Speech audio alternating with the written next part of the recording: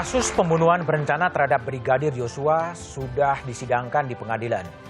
Ada yang menarik dari persidangan Verdi Sambo yang digelar di Pengadilan Negeri Jakarta Selatan, yakni buku hitam yang selalu digenggam sang pembunuh ajudan.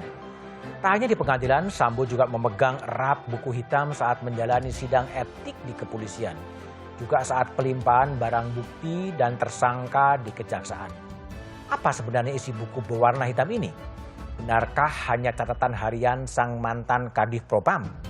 Atau berisi catatan kelam sejumlah koleganya di kepolisian? Inilah Satu Meja The Forum menguak buku hitam Sambo.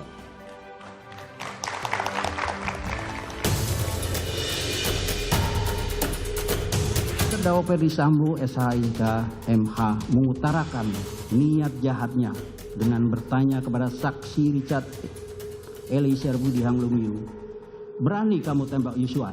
Lalu saksi Richard Eliezer Budiang Lumiu menyatakan kesedihannya. "Siap, Komandan."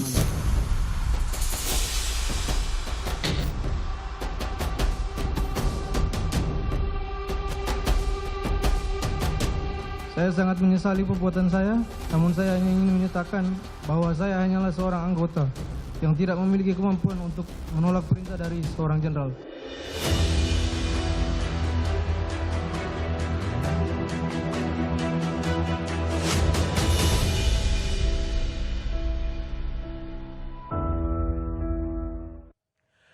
Kompas menulis relasi Sambo di kepolisian lancarkan pembunuhan.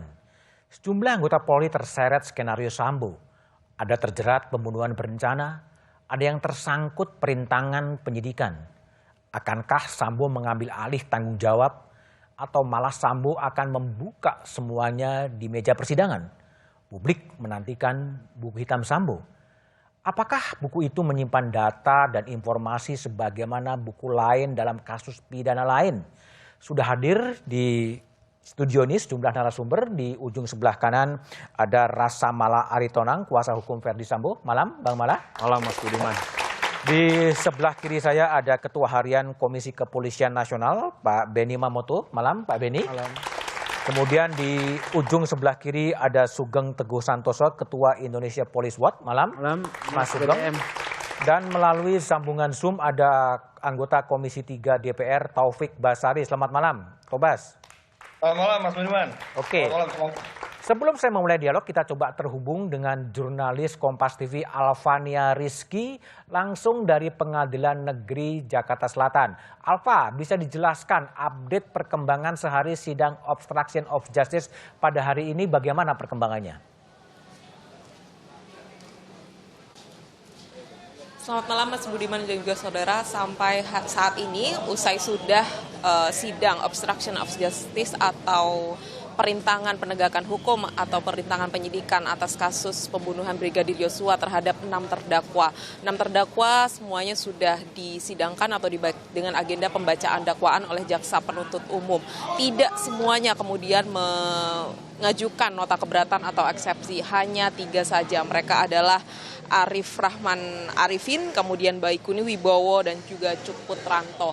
Mereka mengajukan eksepsi atau nota keberatan atas dakwaan karena dianggap isi dakwaan yang dibacakan oleh jaksa penuntut umum terlalu terburu-buru. Sedangkan untuk kuasa hukum dari 3 terdakwa lainnya, termasuk itu Hendra Kurniawan, kemudian Agus Nurpatria, dan juga Irfan Widianto, justru mengapresiasi isi dari dakwaan yang sudah dijabarkan atau dipaparkan oleh jaksa penuntut umum. Dari hasil surat dakwaan yang dibacakan oleh jaksa penuntut umum ini kemudian diketahui secara detail apa peran dari ke-6 terdakwa ini, mulai dari yang memerintahkan menghapus CCTV atau mengamankan CCTV hingga mereka yang kemudian mengeksekusi dan mengetahui bahwa di saat itu Yosua Huta Barat masih hidup ketika skenario yang kemudian disampaikan oleh Verdi Sambo ini didengar oleh para anak buahnya. Tapi kemudian berujung pada sidang dakwaan hari ini, yang artinya ke-6 terdakwa ini kemudian terlibat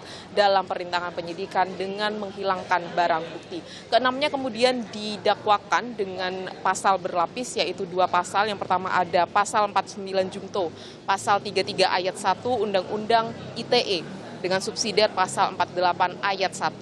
Kemudian dakwaan kedua yaitu pasal 233 KUHP, jungto pasal 55 dengan subsidiar pasal 221 ayat 1. Kemudian yang menjadi menarik dari persidangan hari ini, tadi sempat persidangan terhenti sebentar karena terdakwa ke-6 yaitu Irfan Widianto ini mengajukan penundaan sidang atau pembacaan sidang karena sedang mengajukan pra-peradilan atas penahanan terhadap Irfan Widianto. Tapi lagi-lagi majelis hakim menolak permohonan tersebut dan melanjutkan pembacaan sidang dakwaan. Artinya agenda persidangan masih terus berlanjut dan para terdakwa yang kemudian mengajukan nota keberatan ini diberikan waktu selama 1 minggu dan sidang selanjutnya akan dilanjutkan pada pekan depan pada hari Rabu 26 Oktober 2022. Untuk agenda selanjutnya, Mas Budiman dan juga saudara, adalah esok hari, yaitu sidang lanjutan terhadap Ferdy Sambo dengan agenda mendengarkan jawaban dari jaksa penuntut umum atas nota keberatan yang diajukan oleh Ferdy Sambo. Mas Budiman. Oke, baik, terima kasih atas laporan Anda, jurnalis Kompas TV Alvania Rizky, langsung dari Pengadilan Negeri Jakarta Selatan. Saya ke Teguh Sugeng terlebih dahulu. Sugeng, ini banyak sekali polisi-polisi yang kemudian terlibat dalam kasus Sambo, termasuk tadi perintangan penyidikan ada 5. Apa yang Anda baca dengan begitu banyaknya polisi yang terlibat? Kalau saya melihat ini satu bentuk relasi, ya, relasi kuasa yang terbangun karena memang kewibawaan atau kekuasaan yang dimiliki oleh FS, ya, Ferdy Sambo. Relasi kuasa yang kemudian di sana terbentuk kultur yang menurut saya subkultur yang buruk. Ya. Kultur yang buruk? Iya, kalau kultur yang baik kan memang normatif, ya. Tapi kemudian terbentuk subkultur yang buruk yang sebetulnya bertentangan dengan tidak sejalan dengan kode etik, yaitu siap walaupun siap, ya, kan biasa nih, siap salah. Tapi kan biasa juga ketika itu keliru, itu kemudian mereka jadi permisif untuk menerima itu sebagai sesuatu yang harus dijalankan. Makanya satu gerbong masuk jurang sama-sama. Masuk jurang sama-sama. Tapi gini, apakah nggak mungkin anggota-anggota di bawah FS, di bawah Ferdy Sambo itu melawan atau nggak maulah melaksanakan perintah dari Ferdy Sambo? Oh ya mungkin saja. Mungkin saja? Mungkin saja. Disinilah terletak adanya integritas, ya. Kalau kita bicara normatif, integritas. Karena ada juga yang saya dengar tidak terjerembab. Tidak terjerembab? Ada juga, ya. Saya mendengar ada juga yang tidak terjerembab, ya. Walaupun itu 1-2, ya. Tapi kalau tidak dilaksanakan bukan nanti insubordinasi? Kalau tidak dilaksanakan mungkin mendapat catatan buruk saja dari FS, ya. Tetapi FS sendiri mungkin tidak bisa menindak dia terkait dengan perintah yang terlarang tersebut, kecuali catatan lain, ya, catatan buruk lain yang dia miliki terkait polisi tersebut, ya. Dan catatan-catatan buruk itu banyak FS punya, ya. Banyak juga FS punya catatan-catatan terhadap buruk semua itu. Anggota polisi? Bukan semua lah, kalau semua kan 460.000, ya. Tapi dia punya terkait dalam jangkauan tugas dan kewenangannya. Sebagai Kadifropam? Betul, ya. Oke. Itu kan biasanya adalah laporan-laporan buruk tentang perilaku polisi yang masuk kepadanya. Oke. Ya. Ya, saya ke Taufik Basari. Tobas, ini banyak sekali anggota polisi yang kemudian terbawa-bawa, ya, karena mengikuti skenario Sambo. Kalau Komisi 3 DPR yang dibaca dari ini apa? Ya, saya setuju seperti yang dikatakan Mas Sugeng tadi bahwa ada problem kultural, ya, bahwa masih banyak personal-personal polisi yang kemudian merasa korps Depri-nya lebih tinggi, ya, semangat korpsnya lebih tinggi, tapi bukan untuk hal yang positif, tapi untuk menutup-nutupi suatu kesalahan. Dan ini menurut saya lah yang harus diperbaiki. Ini salah satu akar masalah kita di mana kultur ini harus kemudian kita hilangkan. Sehingga yang kita kedepankan adalah persoalan integritas dan akuntabilitas. Nah, ini menjadi PR-nya Pak Kapolri memang untuk memulai mengubah paradigma dan kultur ini. Ya. Walaupun memang harus kita akui kultur ini mungkin hanya berlaku di beberapa bidang, beberapa unit di kepolisian. Ada juga sebenarnya unit-unit lain yang sebenarnya harus kita berikan perhatian karena memang mereka tidak terlibat dalam persoalan-persoalan seperti ini, seperti Babin Kaptipmas misalnya. Mereka sebenarnya perlu kita berikan penghargaan karena mereka lah sebenarnya wajah Polri di tengah-tengah masyarakat di desa-desa, karena mereka langsung berhadapan dengan masyarakat di desa-desa. Tapi sayangnya perhatiannya belum besar gitu ya. Nah, oleh karena itu apakah Tobas, ini karena memang pengaruhnya Sambo yang begitu kuat sebagai Kadif Propam dan juga Kasatgasus, Kepala Satgas, atau memang ini kultur yang biasa polisi melindungi polisi sebetulnya? Saya melihat dua-duanya ya. Yang pertama yang menjadi problem mendasar memang soal kultur. Tapi di sisi lain khusus untuk kasus ini ya mungkin juga ada peran dari relasi kuasa yang dimiliki oleh Pak Sambo ini dengan pihak-pihak yang dia suruh untuk menutup-nutupi kasus ini, melakukan rekayasa dan sebagainya. Tapi dari kasus ini sebenarnya kita bisa lihat nanti polanya, ya bisa ditanyakan kepada orang-orang yang kemudian terlibat ini, mengapa mereka tidak melawan? Mengapa mereka tidak kemudian menyatakan bahwa ini salah atau mereka tidak mau untuk melakukannya? Kenapa mereka tetap mau melakukan hal ini? Nah itu yang harus digali juga. Nah, di sini supaya kita dapatkan polanya seperti apa. Ketika kita sudah dapatkan polanya, berarti kita bisa mendapatkan akar masalahnya kenapa. Kemudian mereka mau saja mengikuti, apakah memang benar-benar karena pengaruh Sambo, ataukah memang ada persoalan budaya. Nah, itu yang menurut saya nanti bisa dipetakan ketika kasus ini akan berjalan. Oke, baik. Pak Benny Mamoto, terjadinya begitu banyak satu gerbong ikut Sambo karena memang pengaruh Sambonya yang begitu kuat, atau apa sih sebetulnya yang terjadi dan nggak ada yang berani melakukan menolak ketika itu betul-betul menyimpang sebetulnya? Ya marilah kita tengok ke belakang Pak ya. Jadi ketika belum ada bedol desa, mereka masih pada posisi di mana mereka ada faktor psikohierarki. Psikohierarki. Atasan bawahan, kewenangan Sambo yang begitu besar, sehingga mereka semua ikut. Nah, ketika sudah di bedol desa, tidak ada jabatan, tidak ada kaitan atasan bawahan, mulailah masing-masing berani bicara. Nah, ini saya melihat Peraturan Kepolisian Negara Republik Indonesia nomor 7 tahun 2002, pasal 6 itu mengatur bawahan wajib menaati perintah atasan. Tapi berikutnya bawahan wajib menolak kalau perintah itu melanggar hukum, melanggar kesusilaan, keagamaan, dan sebagainya. Baru berikutnya dinyatakan bahwa ketika dapat perintah yang melanggar tadi, si bawahan ini berhak untuk mengadu atau melapor ke atasannya yang ngasih perintah untuk dapat perlindungan. Nah inilah yang menurut kami ke depan harus disosialisasikan, kemudian dipahami oleh seluruh anggota, dijamin bahwa mereka itu ketika melakukan sikap kritis kepada atasannya, mereka dapat perlindungan. Bahkan mungkin dapat itu lapornya ke Kapolri ya, kalau itu ya, kalau Kadif Propam? Bisa atasan satu tingkat di atasnya, bisa juga ke Kapolri. Kalau punya akses? Supaya dapat perlindungan. Oke. Bung Rasamala, jadi kalau Anda sebagai kuasa hukumnya Sambo, apa sih kenapa begitu Sambo tuh begitu bisa melibatkan banyak anggota polisi yang kemudian terseret dalam kasus itu? Sebetulnya karena faktor apa? Perintah atasan atau?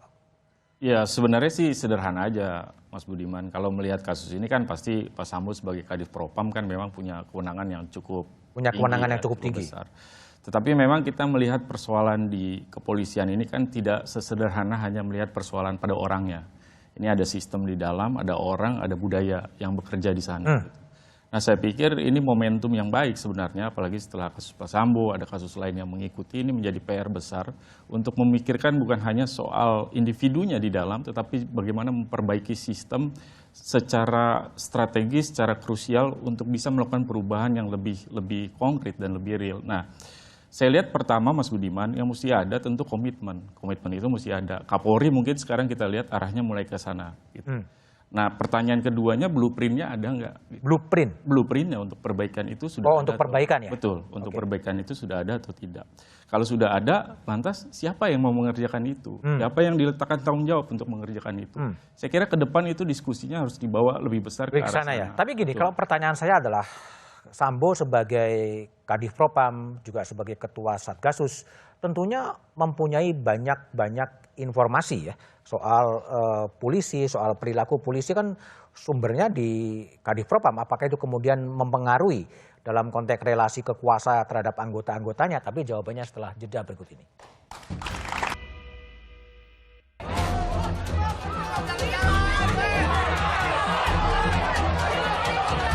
Perkara pembunuhan berencana Brigadir Yosua semakin terbuka.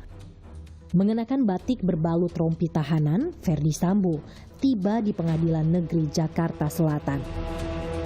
Kedatangan Sambo menyusul tersangka lainnya, yakni Putri Chandrawati, Ricky Rizal, dan Kuat Ma'aruf. Namun ada yang jadi sorotan dari kedatangan Sambo. Sebuah buku hitam yang selalu digenggamnya. Tidak hanya sekali Sambo terlihat membawa buku hitam ini. Ia juga membawanya saat kepolisian melimpahkan barang bukti dan tersangka ke kejaksaan. Kuasa hukum Ferdi Sambo, Arman Hanis, menjelaskan buku hitam itu berisi catatan harian seluruh kegiatan Sambo. Kamu kenapa tega kurang ajar ke ibu? Yang dijawab, kurang ajar apa komandan? Ternyata Ferdi Sambo... Lantas, apa sebenarnya isi buku hitam ini? Benarkah buku hitam berisi catatan kelam sejumlah oknum di kepolisian?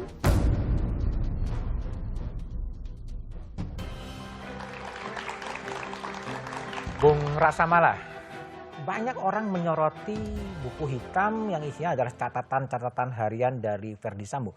Anda pernah bertanya, sebetulnya ini buku apa sih sebetulnya? Saya pernah waktu itu beberapa kali ketemu beliau, Mas Budiman, waktu mengunjungi. Memang buku itu selalu dibawa waktu itu. Kebetulan waktu ketemu diletakkan di atas meja. Saya tanya, apa sih Pak isinya gitu. Beliau cuma tersenyum saja. Tersenyum? Tersenyum saja. Tersenyum itu artinya apa ya? Saya juga nggak paham. Saya nggak lanjutin lagi pertanyaan saya. Kenapa nggak dilanjutin, nggak ingin tahu ya? Ya, saya kan baru tidak terlalu banyak berinteraksi sebelumnya. Jadi saya menjaga juga kalau memang ada privacy yang tidak mungkin diungkapkan. Saya tidak mungkin juga, selalu ada batas juga di antara klien itu kan. Tetapi prinsipnya memang seperti yang disampaikan Pak Arman. Kebetulan Pak Arman memang lebih dekat dengan beliau. Pak Sambo ini kan memang pengalamannya cukup panjang, Mas Budiman. Sebelumnya sebagai Kasubdit 3, kemudian pernah di Tipidum, kemudian terakhir Kadif Propam. Itu artinya kalau dalam coba hampir semua aktivitas diary kegiatan Sambo itu tercatat di situ semua ya? Yang diinformasikan ke saya melalui Pak Arman tentunya bahwa memang beliau rajin mencatat kegiatan-kegiatan beliau terkait dengan aktivitasnya. Sampai sebatas itu saja saya mendapat informasi terkait buku itu. Ya. Ketika bertemu dengan Bang Mala, informasi-informasinya juga dicatat juga gitu? Saya tidak tahu.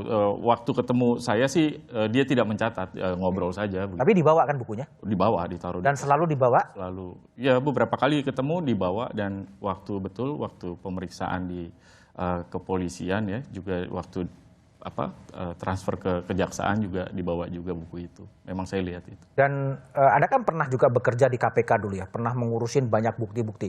Ada juga potensi bahwa itu merupakan data-data atau catatan-catatan yang satu saat mungkin bisa diungkapkan di pengadilan. Tentu secara spesifik saya kan tidak, karena saya belum pernah lihat isinya langsung Mas Budiman, artinya kan saya tidak bisa membuat satu asumsi ya. Tetapi pada prinsipnya sih kalau memang ada informasi penting di dalamnya dan itu bisa berguna untuk memperbaiki situasi dan keadaan sebagai konsekuensi apa yang telah dilakukan oleh Pak Sambo, saya pikir bisa saja itu disampaikan oleh Pak Sambo. Ada informasi penting untuk perbaikan kepolisian? Ya saya pikir beliau kan terlepas dari persoalan persoalan pidana yang beliau sedang hadapi, beliau punya kecintaan terhadap institusinya di kepolisian. Saya pikir itu beberapa kali disampaikan beliau. Oke, baik. Sugeng. Ya. Indonesian Police Watch.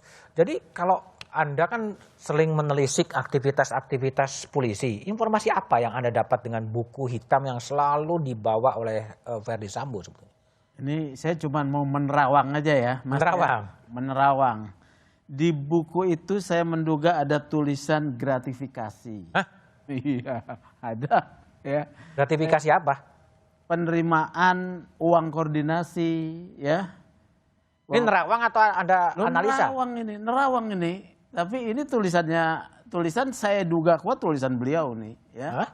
Jadi ada dugaan saya dalam buku catatan tersebut tuh ada penerimaan uang koordinasi terkait pengusaha tambang. Gimana Anda Terawangan bisa sampai ke situ? Ya kan namanya nerawang, Mas Budiman, ya. Dasarnya apa?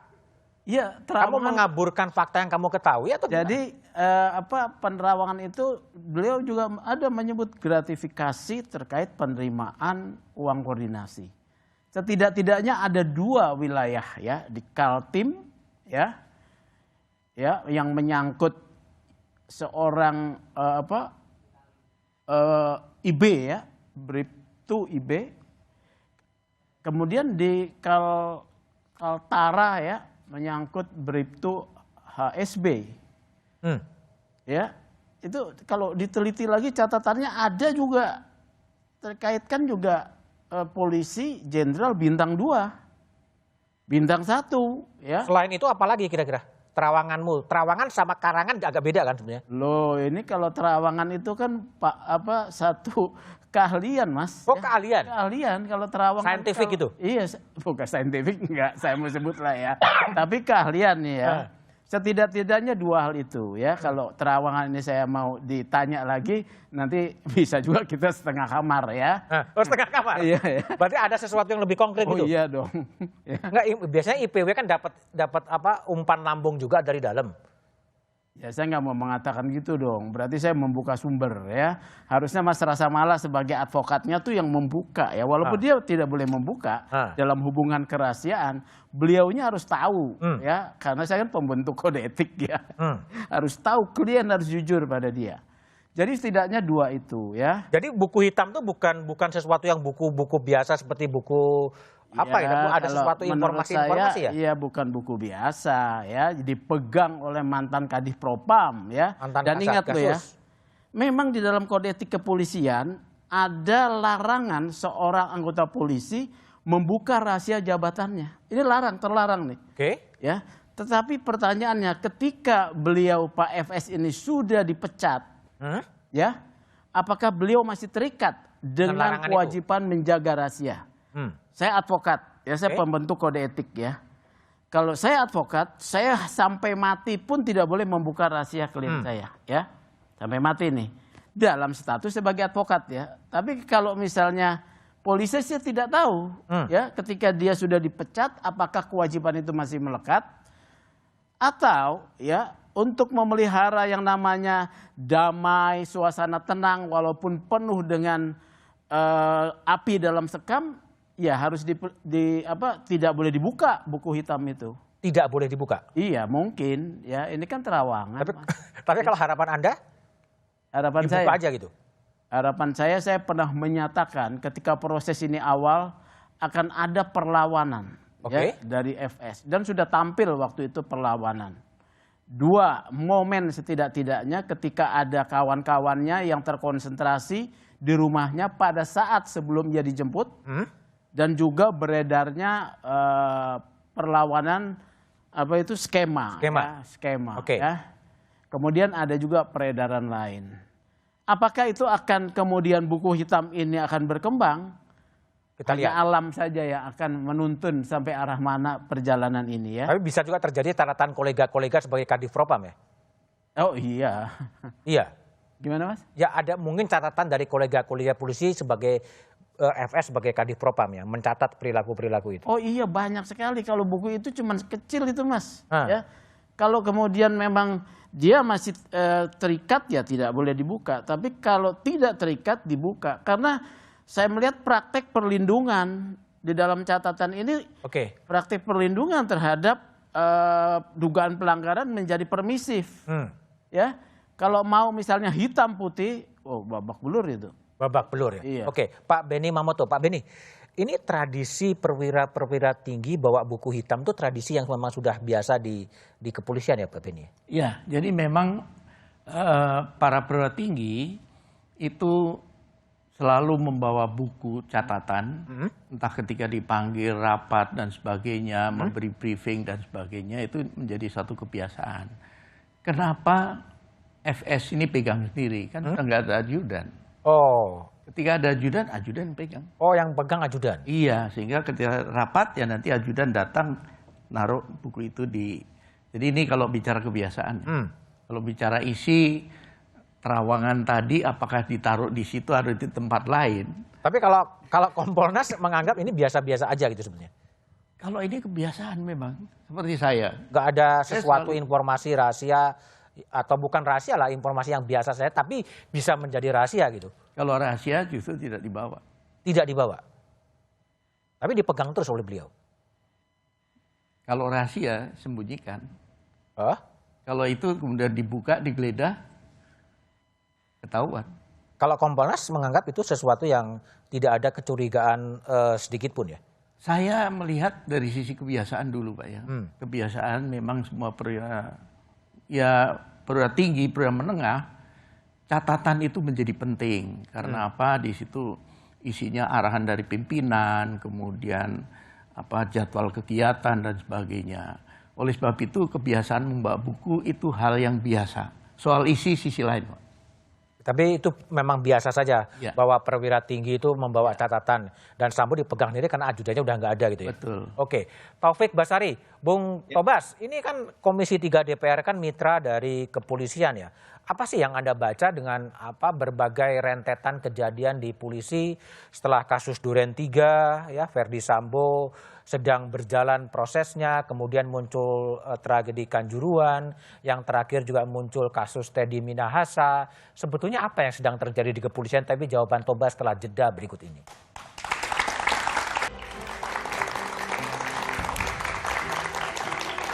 Masih bersama saya Budiman Tanurjo di Satu Meja The Forum. Sebelum saya mulai dialog, kita coba dengar video berikut ini.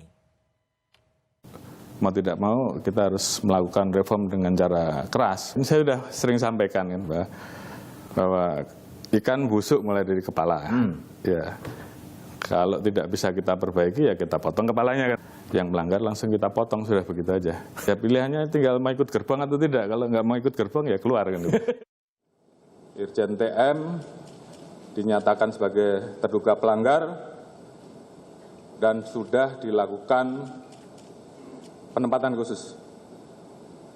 Kemudian tentunya terkait dengan hal tersebut, saya minta agar Kadif Propam segera melaksanakan pemeriksaan terkait etik untuk kemudian bisa kita proses dengan ancaman hukuman PTDH. Selain itu, saya minta kepada Kapolda Metro untuk melanjutkan proses terkait dengan penanganan kasus pidananya.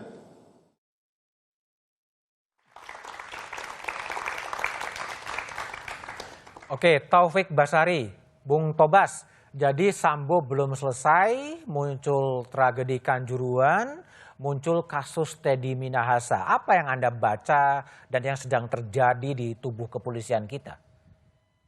Kalau saya melihat dua kasus terakhir lah, untuk kasus FS dan kasus TM ini kan yang menghebohkan dan menjadi ironi adalah melibatkan petinggi Polri, jenderal gitu ya.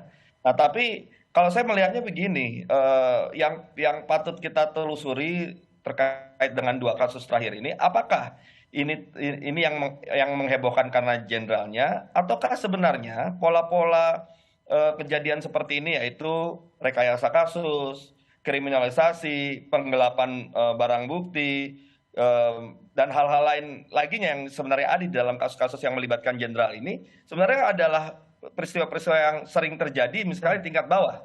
Nah, kalau saya tadi menggarisbawahi apa yang disampaikan oleh Pak Kapolri, justru ini adalah simbol dari bahwa ya kepalanya yang diberantas gitu ya. Kalau ternyata sebenarnya sudah terjadi di bawah-bawah, tapi ketika ada pelibatan petinggi yang selama ini tidak terlihat, tidak diketahui, ya ini saatnya untuk menunjukkan bahwa Pak Kapolri tegas, ya siapapun itu, mau dia petinggi, ya apabila memang terlibat dalam kasus-kasus yang sangat mencoreng dan memalukan citra polisi ini, maka harus disingkirkan. Ya itu yang saya tangkap pesan dari kejadian-kejadian ini. Jadi betul memang ironi, tapi di sisi lain kita bisa ambil suatu hikmahnya bahwa ya tanpa pandang bulu, ya kita mulai dari atas, jangan hanya dari bawah saja gitu. Tobas, jadi banyak analis yang mengatakan bahwa kejadian-kejadian ini menunjukkan reformasi kepolisian yang gagal. Anda sependapat? Saya melihatnya reformasi kepolisian yang belum tuntas. Belum tuntas. Belum tuntas. Artinya begini, kita tidak boleh menafikan bahwa upaya untuk kita melakukan reformasi kepolisian ini sudah berjalan. Ya. Ada yang berhasil, ada yang belum tuntas, ada yang mungkin gagal. Yang kemudian harus kita lihat gagalnya karena apa, belum tuntasnya karena apa. Kemudian yang berhasil, apa yang menyebabkan itu menjadi suatu keberhasilan. Nah, jadi kita harus objektif memang. Tidak boleh kemudian kita pukul rata bahwa seolah-olah ini semua yang dilakukan selama ini gagal. Jangan juga seperti itu. Nah, kita harus obati dengan penyakitnya harus diobati sesuai dengan obatnya. Jangan kemudian kita bakar seluruh gedungnya. Nah, itu yang menurut saya juga harus kita sikapi ya sebagai masyarakat untuk melihat secara objektif ini. Oke, baik. Sugeng Teguh Santoso, Ketua IPW. Ini kan kejadiannya hat-trick ya. Sambo, Kanjuruhan, Teddy Minahasa. Beruntun. Kalau Anda sebagai IPW yang sedang terjadi di kepolisian apa sih? Kok beruntun begini kejadiannya? Memang terjadi guncangan besar. Ya? Guncangan besar? Guncangan besar sudah pasti itu ya. Tahun 2021 IPW mencatat penindakan yang tegas juga oleh Pak Kapolri mengalami kenaikan 250% ya, yang diberhentikan dari dibandingkan 2020. Tetapi tidak ada jenderal. Ya. Tahun 2022 ini angkanya menarik nih Mas Budiman ya. Ada 2 bintang 2 di 2022. Oke. Ada 3 bintang 1. Ya, ini kan menarik. Saya lihatin. Apakah karena 2022 pertanyaannya apakah akan ada lagi 1 bintang 2 kena? Kita berharap tidak ya. Oleh karena itu saya melihat peristiwa ini menurut saya alamiah. Alamiah. Bukan perang bintang. Alamiah terjadi ya. Karena apa? Bukan perang bintang. Kalau perang bintang mungkin bisa dibilang rekayasa ya. Tetapi memang semua proses yang terjadi kan ada dasar peristiwa dan fakta dan bukti ya. Oleh karena itu yang harus kita lihat adalah pertanyaannya apa yang dilakukan oleh Pak Kapolri sebagai pimpinan. Ya, ternyata beliau mengambil sikap tegas. Yang menarik adalah saya membaca hari ini survei yang dilakukan oleh Denny JA bahwa kepercayaan kepada institusi Polri ya dibandingkan dengan kepercayaan kepada Kapolrinya lebih tinggi kepada Kapolrinya. Artinya di sana ada problem bahwa ada kultur yang tidak baik di institusi nih, yang kemudian punya harapan sedang diperbaiki oleh Kapolri. Kita melihat rekam jejaknya begitu ya, Kalau ini mau konsisten, ya konsisten benar-benar mau ditindak hitam putih seperti saya katakan tadi, akan terjadi perang bintang benar. Oh, kalau ditindak bersih-bersih akan terjadi perang bintang benar. Terjadi perang bintang benar. Iya Pak Beni.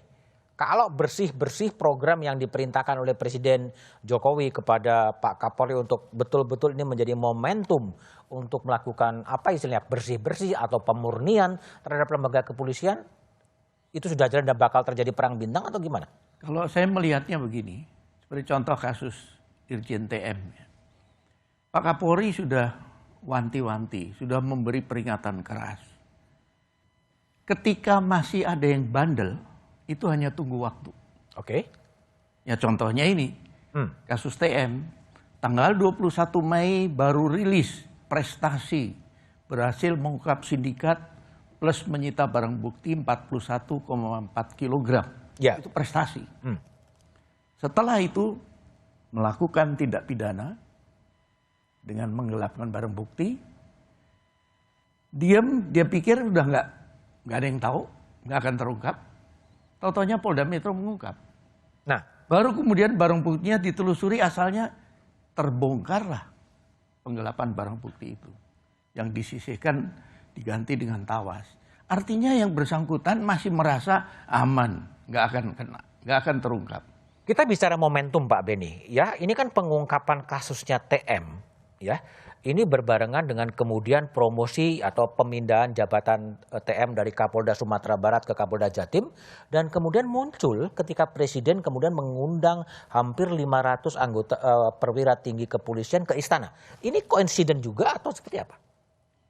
Semua serba kebetulan. Serba kebetulan. Tetapi yang jelas promosi TM itu setelah prestasi pengungkapan. 21 Mei kan prestasi pengungkapan sindikat yang dilakukan oleh Kapolres Bukit Tinggi. Prestasi, kemudian promosi. Nah, promosi keluar, terbongkarnya kelakuan pasca pemusnahan barang bukti.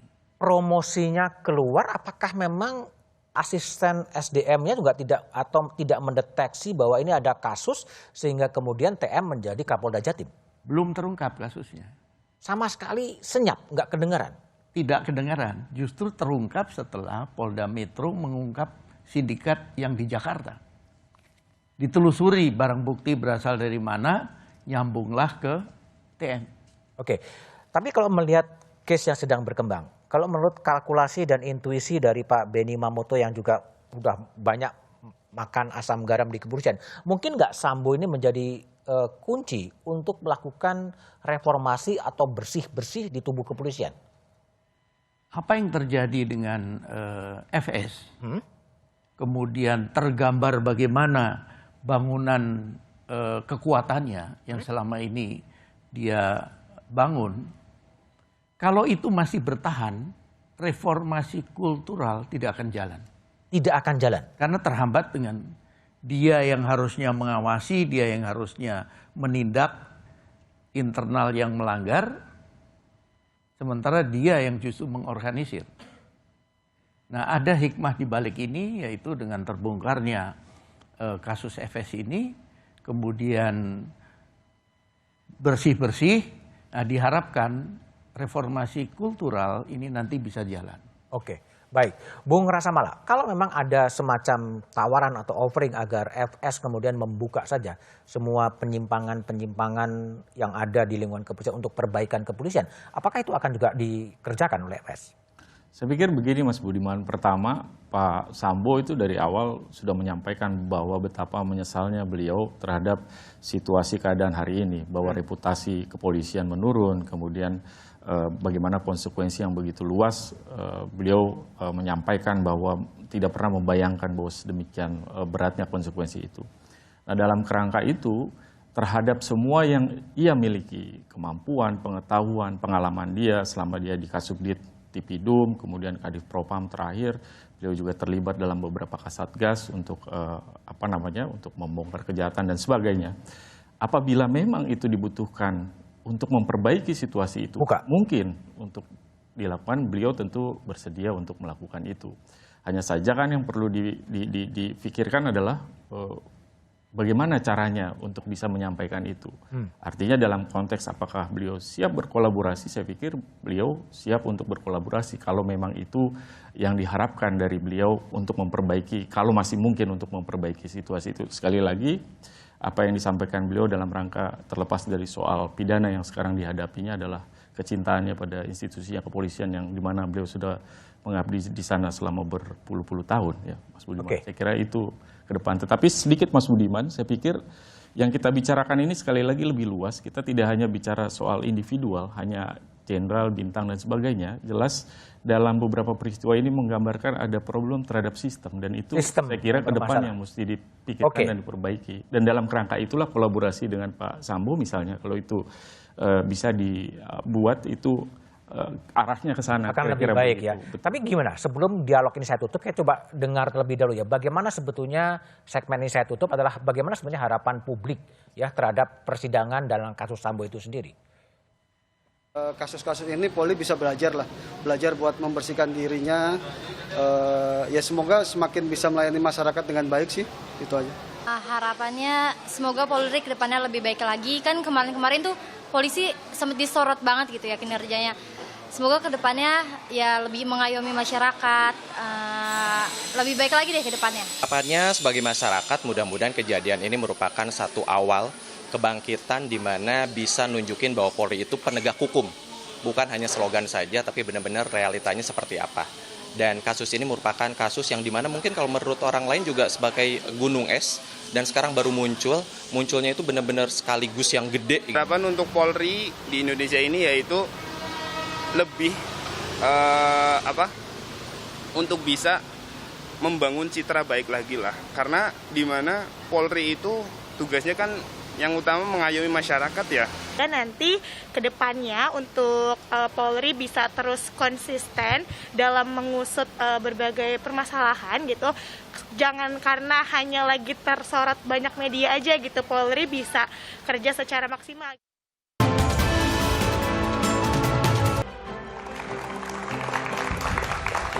Masih bersama saya Budiman Tanrujo di Satu Meja The Forum. Saya ke Taufik Basari.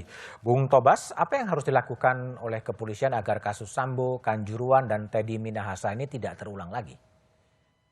Yang pertama, jangan sampai ada gap antara yang disikapkan oleh Pak Kapolri, komitmen Pak Kapolri untuk melakukan pembenahan ini, ya, sikap tegas yang dilakukan oleh Kapolri dengan pelaksanaannya di lapangan.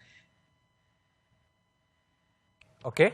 Kedua, kita tentu berharap ya para jajaran Polri sampai tingkat bawah, tingkat Kapolres bahkan tingkat Kapolsek mampu untuk menerjemahkan apa yang dilaksanakan oleh Pak Kapolri ini untuk melakukan pembunuhan secara menyeluruh.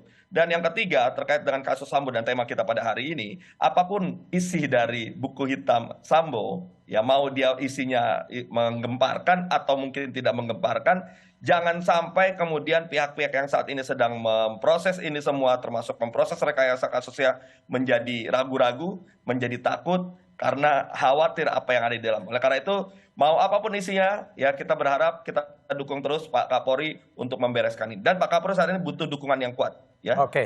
Karena ya di bawahnya ini ya harus ada dalam satu gerbong saja, tidak boleh ada banyak gerbong, hanya ada satu gerbong yang dipimpin oleh Pak Kapolri. Baik, Taufik Basari.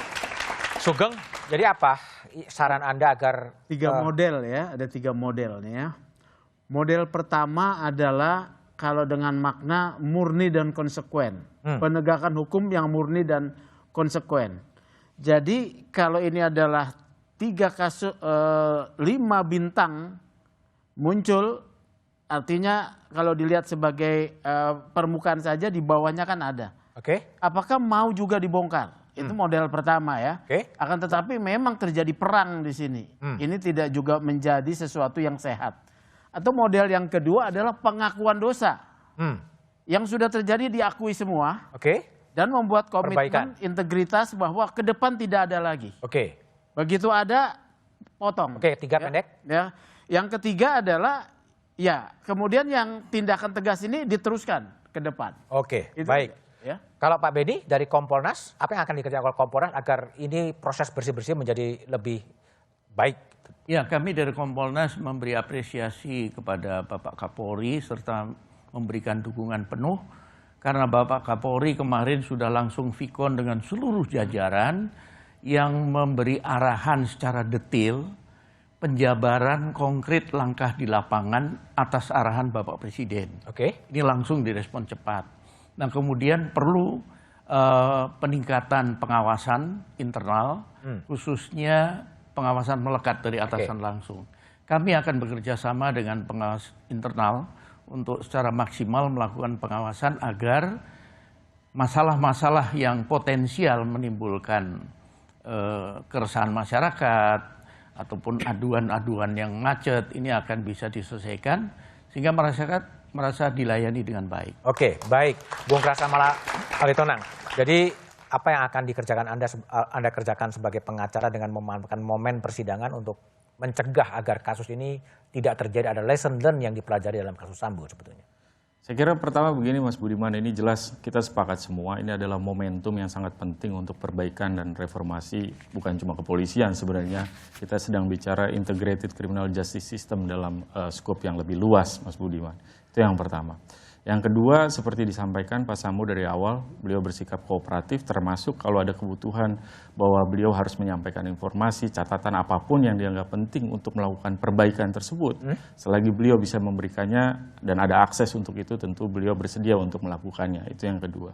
Yang ketiga, Mas Budiman, dalam level yang lebih besar kita bicara soal perbaikan sistem, termasuk di dalamnya ketika kita bicara fungsi-fungsi di dalam kepolisian, salah satunya penyidikan, maka kebijakan besarnya saya pikir itu mesti diperbaiki ke depan terkait misalnya soal hukum acara pidana kita yang sudah cukup lama, dan saya pikir salah satu akar persoalannya ada di sana untuk bisa melekatkan pengawasan yang lebih ketat dalam fungsi-fungsi tadi. Saya pikir itu poin besarnya ke depan, Mas Budiman, dan kami akan mendorong juga tentu Pak Efes untuk bisa menjalani persidangan ini dengan baik. Bang Mala, Tobas, Pak Beni, dan Sugeng telah bergabung di satu meja The Forum. Persidangan adalah mekanisme paling beradab untuk mengungkap kebenaran dan menghadirkan keadilan. Keadilan bagi keluarga korban, keadilan bagi anggota polisi, dan keadilan bagi publik. Akankah Sambo mengambil alih semua tanggung jawab atas tewasnya Brigadir Yosua Huta Barat? Kita tunggu saja ketukan palu hakim. Demikian satu meja The Forum malam ini. Sampai jumpa pekan depan. Selamat malam dan terima kasih.